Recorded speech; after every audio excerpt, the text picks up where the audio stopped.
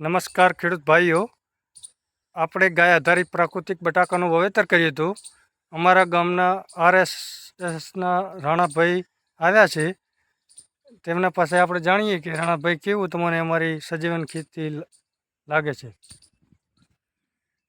તો આધુનિક યુગમાં જે લોકો અપડેટ જે ખેતી કરતા હોય છે કે યુરિયા કેમિકલ નાખ્યા વગર ખેતી થતી નથી, પણ આજે જ મારા ગામના જોગાભાઈ રબારી એ સંપૂર્ણપણે 4 વર્ષથી સજીવ ખેતી તરફ વળ્યા છે.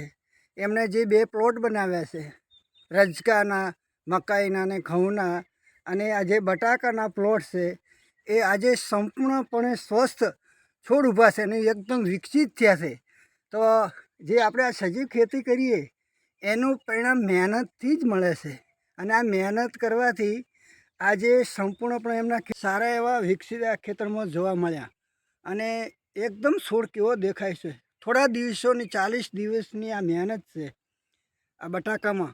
આજે આ બટાકું લોકો દોડિયા ફરી યુરિયા નાખે ના કરતાં આ સજીવ ખેતીનો એમને જે નાખ્યા ને એ આધારે આજે સારું એવું પરિણામ મળ્યું છે. તો આજે આ મહેનતથી જ આ દુનિયા આપણને સારું એવું પરિણામ મળે છે એ નક્કી છે. તો આપણે પણ સારું એવું સજીવ ખેતી તરફ આજે ઘણા બધા ખેડૂતો મારા ગામમાં વળી રહ્યા છે સજીવ ખેતી તરફ. એનું આ પરિણામ છે. ભારત માતા કી જય.